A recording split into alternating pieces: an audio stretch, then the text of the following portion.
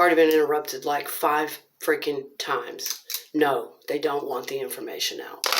I'm going to speak to you guys multidimensionally in this video, okay? We're going to speak on all the levels, psychologically, spiritually, however you want to receive it. We're going to speak on all the levels of consciousness and cover everything, all the layers. I really feel that way, though. Absolutely.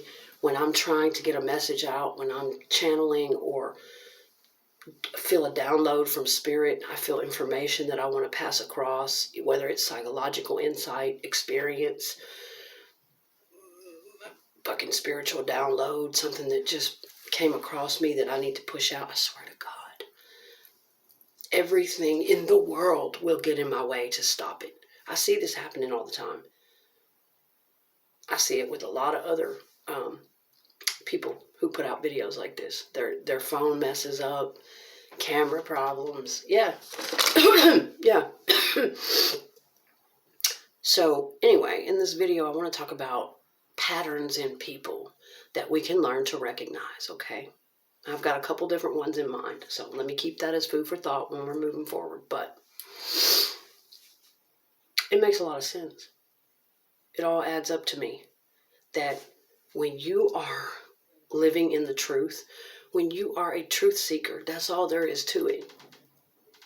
And I don't care who sits back getting wadded up about it. Who do you think you are? What did you do? Let me tell you something. There will be people like that do not want you to speak the truth. They don't want you to help others see things. They don't want you to help others out. They want people blinded. They want people dumb. They want people ignorant.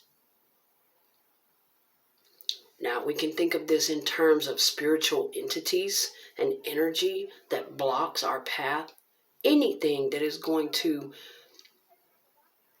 continue along the path of creative life force, inspiring and empowering others to do the same, creating that beautiful light and that beautiful energy that pulsates, okay? And these darker energies, these starving, empty, black, they need hosts.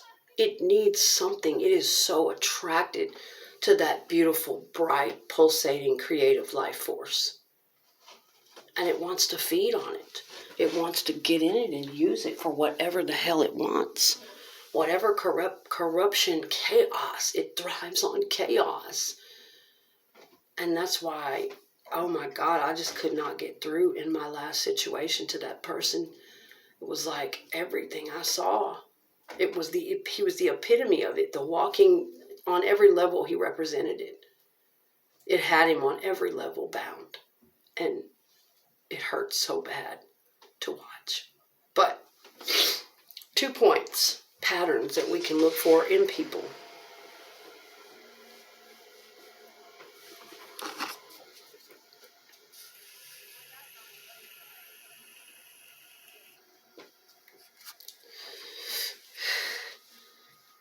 People who are carrying out their childhood wounds. And I really want to be a part of the community that just busts this shit wide open. If I even contribute a fraction to opening people's minds and them going, oh, and anybody gets unstuck because of it, I will be happy. Because I was blessed enough to have someone do that for me, okay? Now, I will say this. I've had people come along that I loved, that I wanted to pass this knowledge, this freedom along to, and they didn't want it. They hated me for it, okay? And I can hear it working through people.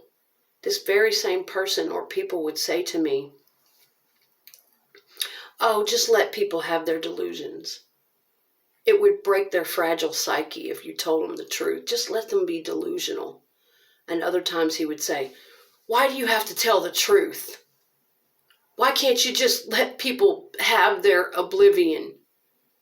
Why do you always have to bust their bubble? he would think of it that way. This is really where his mind was. This is literally the primary level that he's observing the world on, that he's interpreting the world and people and their motives. See, it's all about perception and how we perceive. We have to really climb into another person's brain and into their psyche. And really the only time you can do that is if you're very, very close to that human every day. And I've been in situations like that for a long number of years where I could observe these patterns. And he would tell me those things. He would get very upset. And I had to finally learn that this person that I loved, oh my God, what a trap to be in. It's one thing if you have a personality disorder or mental illness and you're aware of it and you're willing to work on it. But it's another thing if you have it and you're afraid of it, you're scared of it, you're in denial about it, and you're ashamed of it. And you are so regressed in your emotional maturity that you're like a little child. I'm afraid people are going to talk about me. They're not going to think I'm good. They're not going to think I'm a good person. They're going to think bad of me. I don't want to see anything about myself. I just want to wear these fake ass masks and I'll just play characters and I'll just be who everybody needs me to be and I'll please everybody and everybody will like me. And it's, oh my God, it's the worst thing a person could ever be trapped in. That is what covert narcissism is like, okay? And in a way, it's almost like you can't be angry with them. It's this weird feeling you get where once you get to know that person fully, fuck yeah, you're angry because they're always doing something hurtful. They're always doing something exploiting to you, something outrageous, something not on the level. They're just not. But on the flip side of it, listen, I grew up in a family full of mental illness, personality disorders. I have an anxiety disorder. My siblings, 3 of them were bipolar on different levels of bipolar. One was schizophrenic. Father was bipolar. Both parents were highly narcissistic. Mother had dissociative, something like that. It's all in my family. It's all in my family. One of my brothers is in an institution. He'll never get out. He will always need that guidance. I know a thing or two about living around personality disordered people. And they're in my heart. I love my brothers. I love all my family, even though I may not see eye to eye, even though there was abuse growing up. I've had to learn to navigate that and still be family and still love, but have boundaries and protect my energy if it gets bad. With my mom, whatever, yeah. And that is why I attract romantic partners, okay? So let's bust off some of the stigmas here. Let's get into it. And there are people that dislike me for wanting to. That's my favorite thing to do. And for this person to look at me like that and interpret me that way, that I am everything in an emotionally immature person's mind is basically scary big people. Scary. You're out to abuse, manipulate, hurt, trick. They have a paranoid sense about them. Absolutely. If you do research on covert narcissism especially, they're very codependent, very different from other narcissists. But yeah, for him to look at me and interpret me that way, for him to never, ever, ever really get me. He never saw me. He never felt me for who I was, for who I truly was. His grandfather did. OG. The Ovos can see me. It's like sometimes it's really like that. The people I would be getting around in my own world, hell, even my own family growing up, I was like 12. I'm like, fuck this. I'm out of here. This ain't for me. But a lot of times the energy surrounding me, it's like that. Like the sixth sense or something. You can see me. You can see me. You feel me. Oh my God. Oh my God. You feel me. You get it. You get that I'm not a threat. that I'm a good person, that I'm cool, that I'm on the level, that I'm full of love. Oh my God, you see me. You like me. You're not going to attack me. Wow. You're not threatened by me. Oh, wow. You're not envious. You don't want to compete with me. You don't want to knock my legs out from under me. You don't want to manipulate. You're not scared of me. You just see me for who I am. And you like me and you appreciate me. You vibe with me. Oh, wow. It's rare. One out of a fucking hundreds of people. But elderly people, yes. Grandpa. Because elderly people are angelic. I was talking about this yesterday, and I heard this from a reader. They are on the level. Most elderly people are very spiritual. They've already been going to those realms for the last probably 10, 15 years preparing. They are a lot closer to the spiritual and heavenly realms than we are, than the higher dimensions than we are. They are angelic. A lot of them, I feel like, are probably surrounded by angelic presences a lot, more and more as they get older and get closer to time to go back. And so that is why I resonate most with elderly people. I feel safe in their presence. I enjoy their conversation. And I don't get to get around enough elderly people. And that's what's so sad and unfortunate when you go through a breakup.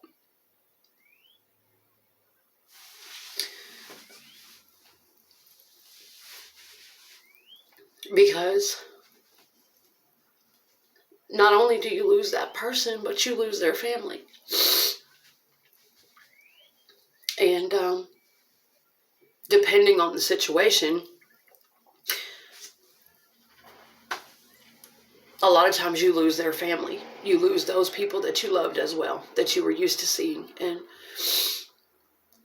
a lot of times it's awkward, like for me right now, it would be awkward for me. I have missed those family members, the kids, the grandkids, the grandfather, whatever. But due to my life situation with my transportation, number one, I can't just go. And number two, it would feel awkward to me because of how my partner left me, because of the bad blood between us, it seems like. It would feel a little awkward for me. And number three, I would be terrified that if I go around them, I would break down. That's the main fear, is that I don't want to break down in front of them. I don't want them to see how destroyed and hurt that I really am. And I'm afraid of what I would say. I'm afraid of what I would say because I'm the fucking truth. And people don't want you to tell the truth, And so to keep from causing more chaos, I'm afraid of what I would say.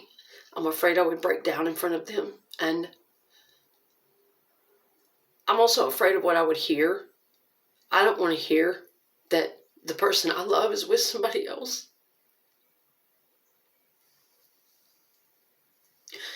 I don't want to hear it. I don't want to hear that the family has met this person and that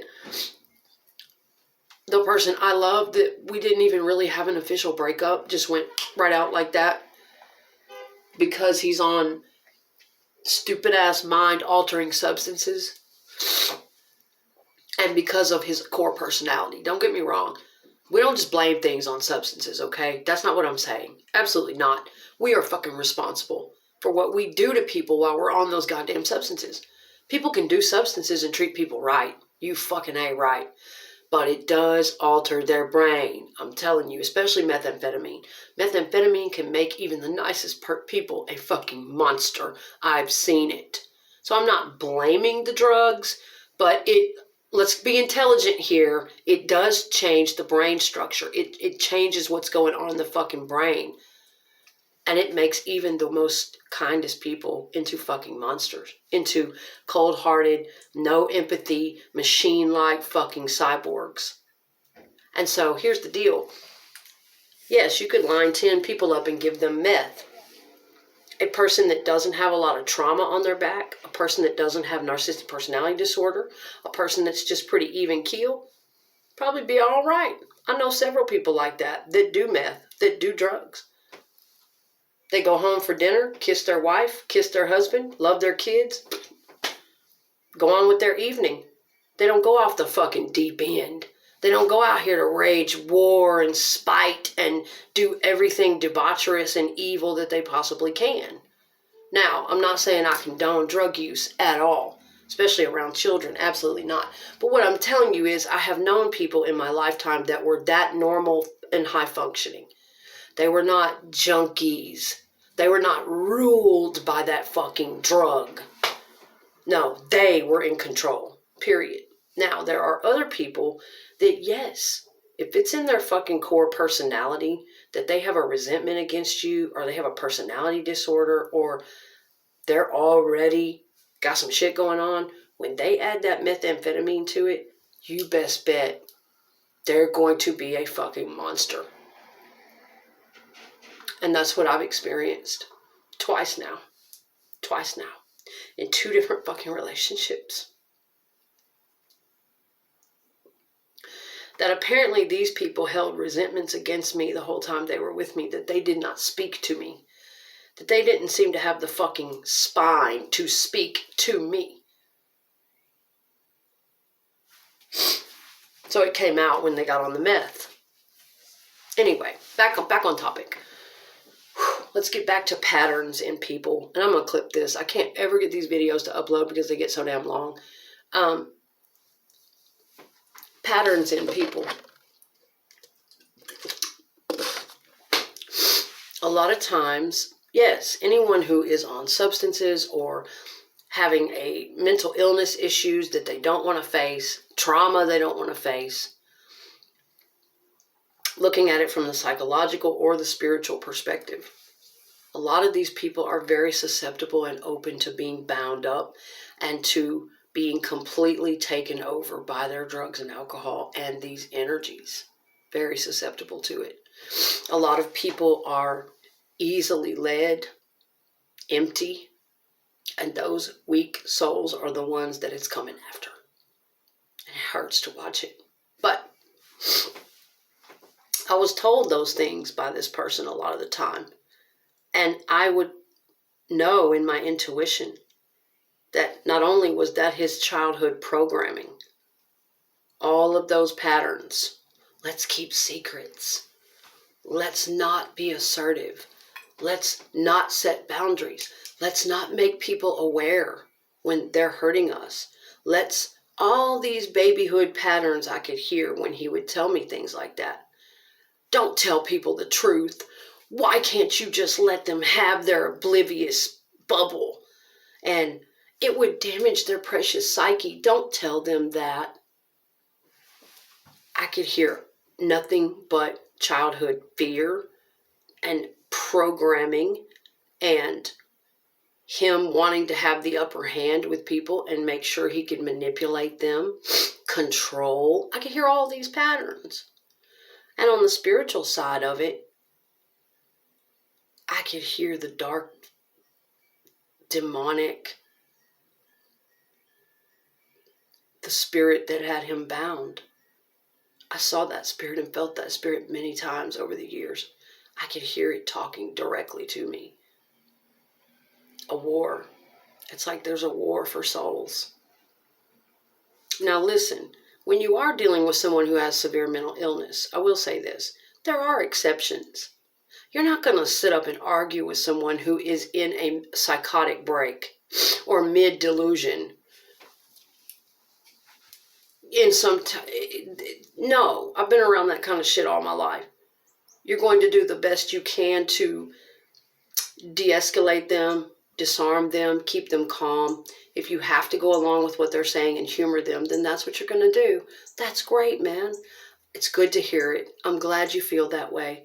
Yeah, really? I've had to do that shit with my brothers all my life. I'm not going to sit there and argue with a really mentally ill person that I know isn't coming back from that. That is where they live. That is their delusion, period. Yes, there are situations like that. But what this man was trying to get me to do, no. He was talking about something very different. He was talking about, he wanted to be able to have the ability to go around and manipulate people for whatever his needs were. And he's talking about people who are purposely getting strung out and putting themselves in delusions, purposely not working on their trauma, doing self-inflicted things and getting themselves in these delusions on purpose to avoid their family, their kids, their responsibilities. Yes. And he was literally sitting there just like a child. His reasoning was, why can't we just have it this way? Why can't we just see the world in this absurd way that everybody gratifies us and gives us what we want? And he was basically saying, why can't I keep the wool over everybody's eyes? Why do you want to interrupt it? Why do you want to expose it? Because that's not going to be good for my plan. Do you know how hurtful it is to find out your boyfriend is like that? And you can't do shit about it? And he hates you because... And when he first came into your life, he lied to you about everything. He was on the level. He wanted to help. He wanted to do psychological and spiritual work. He wanted to help people escape bad situations and expose predators and expose bad patterns, right? He wanted to do all that with me. Well, where'd you go? What happened? Why did you turn on me? What happened? And so, guys, listen. There are a lot of patterns we can watch for. That was one of them. When I hear somebody talking that way, that is a trap. I know right then and there is a problem with that person. They don't want to face things. And also,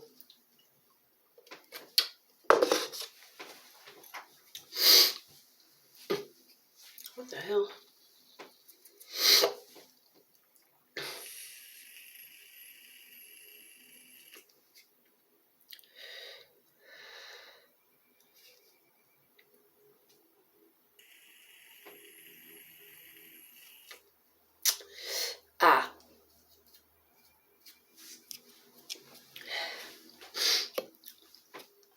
People going around repeating their childhood wounds.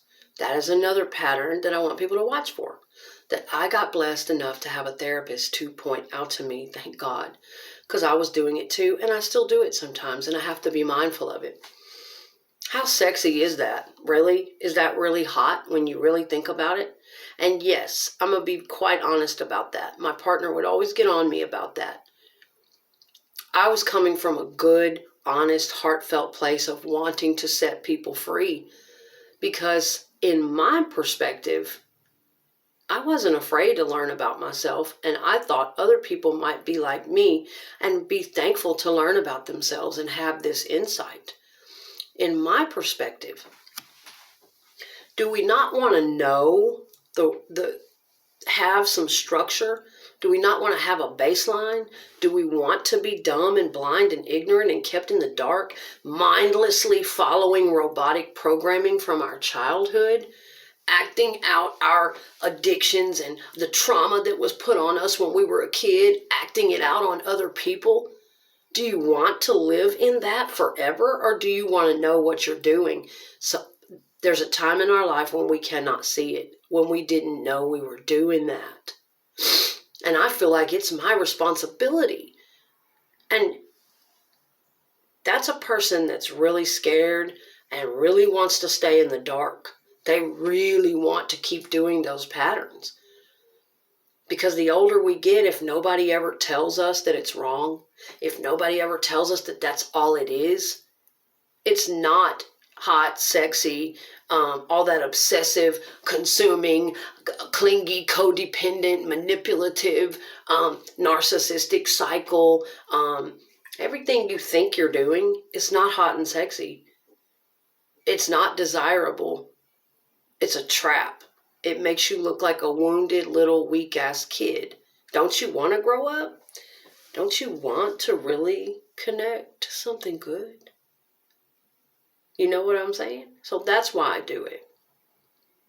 All right, I gotta cut this. I gotta make a part 2. This one's gotten too long again, but we'll talk more about it in the next video.